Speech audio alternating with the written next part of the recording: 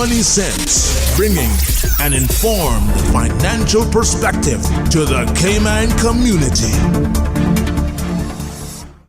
A very good morning and warm welcome to Money Sense. Your hosts this morning are Christoph Barnett, Neville Hicks and myself, Simon Caudry. Good morning, gentlemen. Good morning. We're delighted to be joined in the studio this morning by Anthony Travers. Anthony is a former chairman of Cayman Finance, the managing partner of Travers Thorpe Alberga here on Ireland, the current chair of the Cayman Islands Stock Exchange, and fair to say a vocal advocate for Cayman in the global financial media. Anthony, thank you very much for joining us this morning. Good morning. So, Anthony, I think perhaps it's useful to start off. There's been a few controversies, shall we say. There's been a little bit of publicity about offshore financial havens. Perhaps it's useful to start off with some context as to why Cayman is where it is today, and therefore why the business that's done here is legitimate business, before we start analysing some of the challenges that Cayman's currently facing. So why, in your opinion, did Cayman become as successful as it is, and why are the industries that are here actually here? Well, I think it's important to understand that it developed over a great number of years. Probably started in the mid-1960s. And you have to bear in mind that there was a very different global climate, a very different economic climate at that time, and a very, very different approach to matters of tax evasion and tax avoidance. Now, what Cayman did very successfully over the years was move in accordance with changes in the the onshore approach towards offshore financial centers. So that over the years, we introduced legislation that suited particular structures, particularly in relation to hedge fund, private equity structures. We modified our corporate laws to make them highly effective.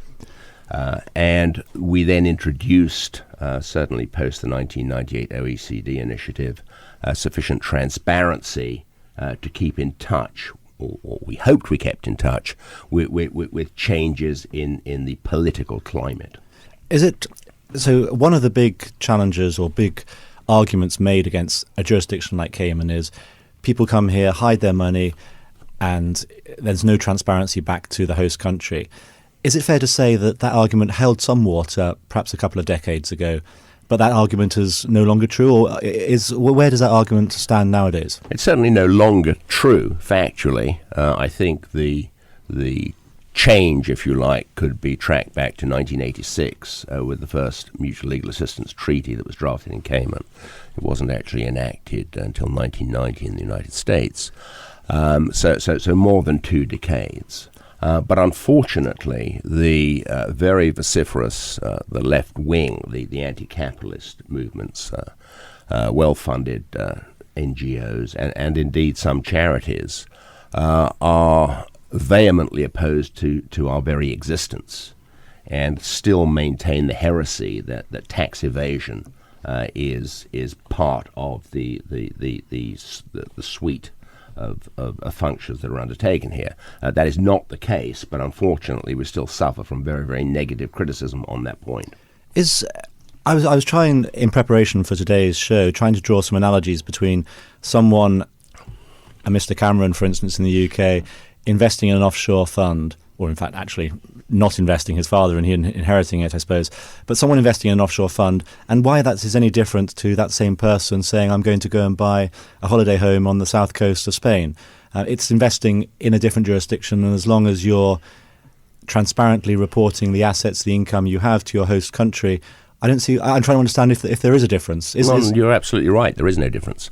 Unfortunately, that whole dynamic is mischaracterized by our critics. And very unfairly so. But it's mischaracterized because there was a grain of truth before the mid-1980s. Is that something that is a conversation that's perhaps not well communicated or well understood by the general public then? Well, I think you've got to dissect it. I think what is really happening here is that the OECD and these extreme left-wing groups represent an existential threat to offshore financial centers. What they're actually endeavoring to do is establish one global rate of tax with one global tax collector. And you see this manifested in a number of areas. You see it also in the green movement. You see it you see it in the attack on low tax centers. If that's the real agenda, the left-wing critics will actually utilize anything available to them to get them to that end result. And they unfairly and improperly still mischaracterize offshore financial centers, particularly the overseas territories, which have very high levels of transparency. They still mischaracterize them as jurisdictions where there is hidden money or tax evasion, and that is an improper characterization. So here's the challenge, I suppose. People living here in Cayman, we all know that the challenge of opening a bank account, the transparency that has to be gone through is as painful, or certainly more painful than opening one in the US. It's as painful, if not more painful, than opening one in the UK or Europe. And so we all know that we're transparent and we're reporting to all the appropriate jurisdictions. So why is it then that simple fact is not accepted by some of these organisations you refer to, or is it accepted but they're actually just ignored? What is the challenge here? Well, I don't think you're going to change the view of the extreme left-wing NGOs, but where they've been very successful is in mischaracterizing our position in the way you describe it with the public at large. So where we have failed is in the area of public relations. We've lost the public relations battle in actually establishing just how transparent and just how legitimate our book of business now is. Why have we lost that? There have been inadequate resources applied to it. There's been a very high level of complacency, and we've had the wrong people managing it.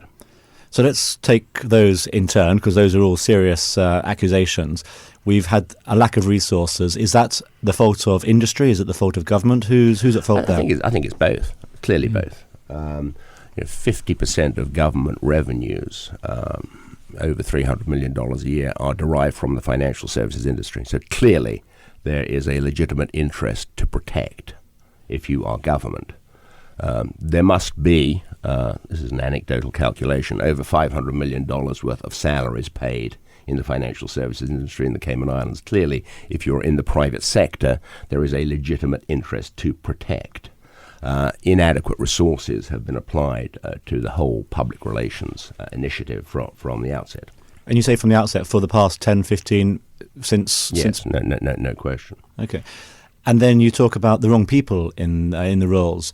People, are you talking the wrong people in government? I mean, they're elected, so that's the people's will, I suppose. Where are you going with that argument? Well, I think if you look at the past 5 years of performance from Cayman Finance, it's been an epic failure. I mean, there is no reason to suppose that a group of accountants or lawyers have any demonstrable talent or ability in the area of public relations. We've been sitting waiting to see what has occurred, and clearly what has occurred has been subpar, with the result that we are on the back foot with regard to public relations initiatives globally. Where does government come into this? Because on the one hand, you're saying that government should be spending some of its resources, given X percent or 50% of revenue comes from the financial services sector. And then on the other hand, you're saying that there's been a public relations failure on the part of the private sector. Has there been a public relations failure on the part of the government sector as well? No one is suggesting that governments need to be expert in the area of public relations. But what governments need to be able to do is appoint the right people to manage public relations. And have they, or what? Clearly not. And what do you mean by that in terms of PR consultancies that they should have hired? Well, I think there's a misunderstanding about PR consultancy firms. Certainly the right firms haven't been appointed in recent years. But it's a mistake to think that a public relations firm actually undertakes your public relations campaign for you. It doesn't. The public relations firm is merely an amplifier, but you have to write the message yourself. You have to have the intellectual ability to appear on the necessary radio and TV programs internationally, and take live questioning. You have to have the ability to write the right articles and get them placed in the right journals. Yeah, I mean, I think to most people that you speak, to your point about image and public relations, I think most people who you speak or you meet and you say, live in the Cayman Islands or from the Cayman Islands, their first reaction is, it's a tax haven. Negativity. So I guess we've kind of come this way. Do you think, or is there ability for us to kind of change our image, in your opinion? Well, not without getting the right people to operate the public relations campaign, and not without the application of significant resources. I was touched by something you said. You said that in recent years we've not enacted a decent public relations campaign. When are you saying that we have done a decent campaign, and what could be done better, and what should be done better then? Well, I thought we had the right public relations consultants in place when I was chair of Cayman Finance. They were let go after I resigned. I think that was a mistake. And I don't think we've seen anything subsequently that matches the success that we were having in that 2-year period. And so talk a little bit about the success that you think was achieved during that period of time so that we can get the context as to what the difference is today. Well, I think we were having articles routinely placed in Washington publications. We were having letters routinely placed in journals like the Financial Times. We were meeting with staffers in Washington, D.C., of congressmen and senators. And we had very good access to the sort of people whose hearts and minds you have to change to get away from the comments you were making earlier about the negativity, the negative perception. So it's a broad-based campaign that is required. Now, we're having this conversation in part because there's been a few scandals happening in other parts of the world which have caused negative impact on Cayman's image. And we're talking in a sense a little bit in quite some detail as to the issues being faced here in Cayman.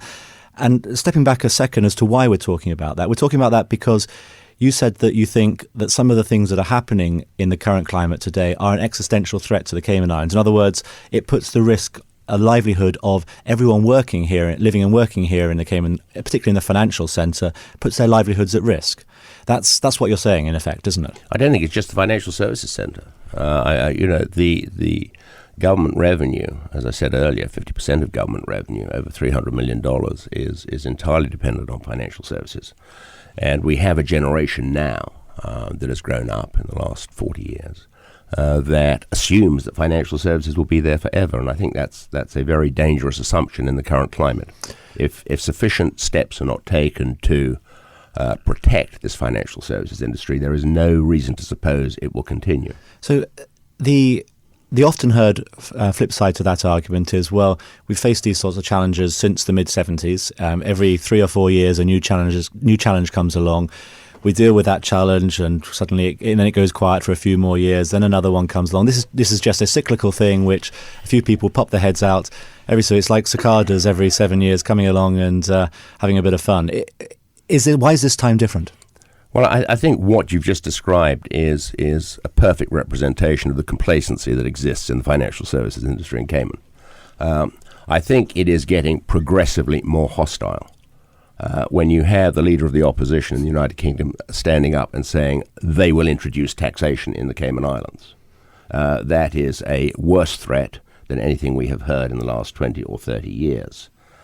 We also have to look at the effects of the negative publicity. We see declining numbers in hedge funds. We see declining numbers in insurance companies. We see no growth in the corporate area. We see declining numbers in banks. So it is reasonable to conclude on a statistical analysis that the financial services industry is nothing like as robust as we might like to think it is. It's interesting you talk about the leader of the opposition in the UK. We're going to take a break shortly, but I thought it was his comment was in some respects actually less confrontational than the former business secretary of the UK, Vince Cable, who said that unfortunately nowadays we can't send gunboats to sort things out. So at least he was only talking about taxation. But we're going to take a brief break. After the break, we're going to come back and talk a little bit about some of the specific issues that Cayman faces today and try and address some of those challenges. Welcome back. In the second half of today's show, we are going to continue our conversation with Anthony Travers about the financial landscape here in the Cayman Islands. Anthony, before the break, we were talking about the existential threat that Cayman faces from some of the challenges that are being seen in the world today. None more so, perhaps, than the controversy about the Panama Papers and the apparent leaking, or some might say theft, of confidential documents of people. So the question I have for you on this one is privacy and confidentiality a right that people deserve nowadays? There's been a huge controversy about Apple. To take an analogy, Apple's refusal or apparent refusal to help the FBI in decracking its iPhone to hunt for terrorists. Has time has time and public opinion changed such that actually we no longer think it's right that people do have this right to privacy when it concerns matters of apparent importance? Well, as I said in my article in the Cayman Compass yesterday, there is a ridiculous paradox where it apparently is more important to maintain the privacy of murderous terrorists locked into an iPhone than it is the legitimate private affairs, the financial affairs of law-abiding citizens. Bear in mind, we've seen no convictions, not even really anything in the way of allegations of impropriety with regard to the Panama Papers leak, accepting this was a Panamanian and BVI issue in the large part. But I think in this rush to have beneficial ownership registers and put financial affairs out in the public eye, there is a point being missed. There is a legitimate right to privacy in personal affairs. There are terrorists, there are extortionists, there are blackmailers, there are kidnappers. And there has historically been a right to maintain one's affairs privately. And what is troubling about this beneficial ownership initiative is there are no guarantees that the beneficial ownership information that is being collated will not be hacked. And there are no guarantees about what might happen if it is. And what we know is there is almost no server these days, apparently, that cannot be hacked. Apparently, the Pentagon servers are hacked or attempted to be hacked 250,000 times every hour. Now, in the light of that kind of criminal activity, I do not think that due consideration has been given to the legitimate right to privacy in people's private personal affairs. So, but coming back to a point though, is privacy a right that still exists? You've got a world where you've got a democratic socialist who's running for president in the US. You have a socialist president in power in France, and you have a leader of the opposition in the UK who is fairly left-wing. Perhaps the only country in the world seemingly going less communist is Cuba, which is going down a different path. Is the world changing from your perspective, which is there is a right to privacy, to a world where actually the majority of the population thinks your opinion's wrong? Well, I don't necessarily say there's a correlation between socialism and the absence of a right to privacy. There are many jurisdictions which have bills of rights, which do include within them a right to quiet enjoyment of personal affairs. I think that the debate hasn't been properly undertaken, and I think that in the rush to disclose beneficial ownership, there has been an absence of proportionality.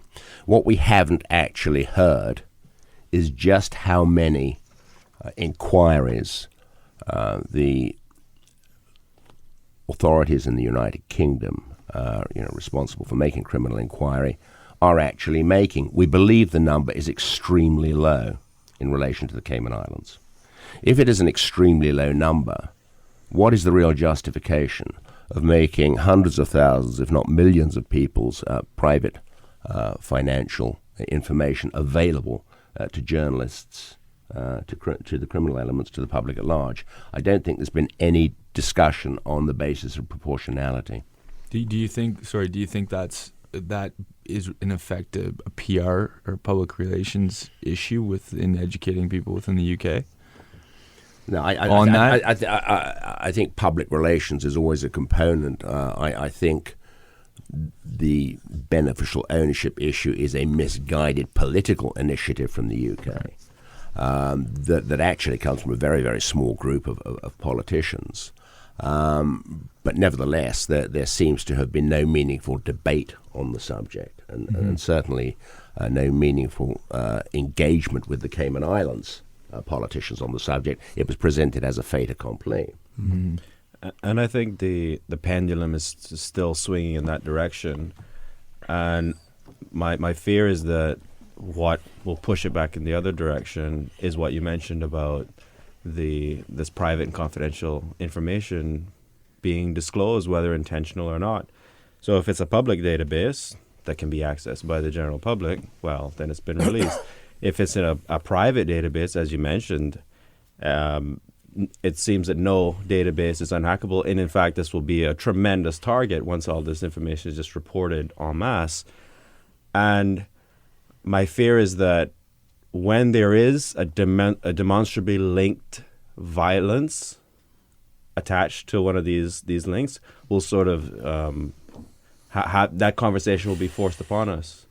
Well, I think all of that's right, and I think there's another point. There's a competitive point here. You said earlier all these countries are moving towards disclosure of confidentiality. That's not actually the case. In the United States, where we have more corporations formed than anywhere, we have absolutely no information maintained with regard to beneficial ownership and nothing available.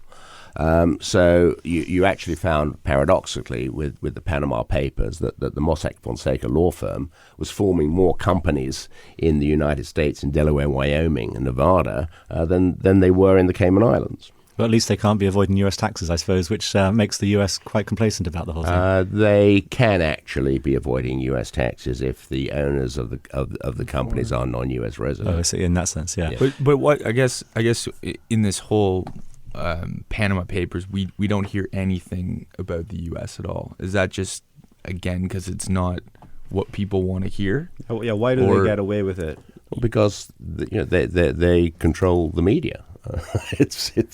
What you hear is what you hear on the media, and they are very, very controlled about what they criticize and what they don't criticize. I want to switch gears a little bit and cast our mind back only a few months, unfortunately, to another recent challenge that hit Cayman, which was a certain BBC documentary on the Cayman Islands. Where do you stand with respect to the participation of the Cayman Islands community in that documentary? Well, I don't think I have a position on it. I think that the individuals who appeared were extremely naive. If you've had any public relations training at all, you know exactly which perspective the BBC are coming from. You absolutely know Peretti, the journalist responsible, who I'm actually going to debate one-on-one at the Transcontinental Trust Conference in Geneva in June. That'll be standing room only. You absolutely know that a Guardian journalist is going to come at you with a highly biased approach. And you absolutely know that it is very dangerous to appear on any kind of program where you do not have the right to view the editor's final cut. Presumably the BBC are never going to give a interviewee, even for a long show, editorial oversight, though. Well, that may be right, in which case you make your decision about whether you want to appear or not. So the people that appeared then, should there be calls for heads to roll as a result of it? Well, I don't think we have a structure that would actually guillotine any of the participants, much as though certain people might find that desirable as an outcome. But I think there is a very real warning there for people appearing in these programs that you are unlikely to get a fair hearing. And there is an element of entrapment about the entire program. Mm-hmm. But focusing on that a little bit more, though, people appeared on that show, and then it seems to have been brushed under the carpet as though the show didn't happen, and everything continues on its own very merry way. Should we not have had a debate? Should this person, that person actually have appeared on that show, and was their participation at a level which was decent and representable of the Cayman Islands? Well, again, I think what you're describing is the very high level of complacency which exists in the Cayman Islands. When things like that go very badly wrong, as they frequently do, the tendency is to carry on and pretend nothing had ever happened, and not to really understand how damaging, given the way that program was broadcast in the United Kingdom, how damaging that program was to the public relations image of the Cayman Islands. It was extremely damaging. It was broadcast nationally, and again has created a mountain up which we would have to climb to rectify the mischaracterizations. I just, I think we've been talking about, again, the mischaracterizations or the challenges or the PR challenges in the past, and looking forward, what are the steps that Cayman needs to take to, I guess, rectify this in your view? Well, I think you need a properly resourced public relations campaign with the right people running it. I mean, there is no principle that says a group of lawyers and accountants necessarily have any ability in the area of public relations or dealing with the media. And I think we've established now over the past 5 years that what we have at the moment have demonstrated no talent in that area whatsoever. So we need a complete rethink. We need adequate resources, and we need the right people brought in to run the media relations. We need the right public relations companies, and we need people here giving them the right input. Would Cayman, there's been a lot of talk, there's been some talk in the UK about Cayman being taxed by the leader of the opposition and such like. Would Cayman be better off going it alone and not being part of British Overseas Dependent Territory? Well, I think the independence debate is probably a subject for another day, but my own thinking is there ought really to be some form of constitutional advancement now. I think we need to have control of the appointment of our judiciary in a more meaningful way. So a non-executive governorship, in a sense. Well, yes, we certainly need control of the police. So we need to move things along. I would not wish to see independence without a constitutional balanced budget amendment and possibly a constitutional provision ensuring that no direct taxation were ever introduced here. So there are a lot of issues that would have to be thought through in terms of constitutional advancement, which are probably outside of the parameters of this conversation. But certainly the United Kingdom government has done us no particular favours in the past recent history. I'm going to unfortunately call a halt to our conversation on that particular note, and it's one certainly for everyone to contemplate and ruminate on. Neville, I know you wanted to say a couple of quick words on an initiative that the CFA Society is taking part in next month. Yeah, we've got the Putting Investors First month is the month of May. You'll start seeing adverts being run at the Cayman Bay Cinema, and we're inviting members of the public to come out and join us on May 31st. We've got a special speaker coming down here along with a video that is Cayman-centric and really talks about what it means to put investors first. So you'll start seeing adverts and information on that, so please put that in your calendar for May 31st. Okay, thank you, Neville. Well, our time is up. Anthony, thank you very much for joining us on today's show. It's been a pleasure. Thank you. And a quick note before we leave, just like to remind everyone that you can listen to this today's show as a podcast on the CFA Society Cayman Islands webpage, and encourage you, if you have a question or topic that you'd like us to cover on future shows, do send us an email to moneysense@candw.ky. With that, thank you once again. Goodbye, and speak to you in 2 weeks' time. Money Sense is brought to you with the support of OneTradeX. OneTradeX, the Cayman Islands' #1 choice for online brokerage.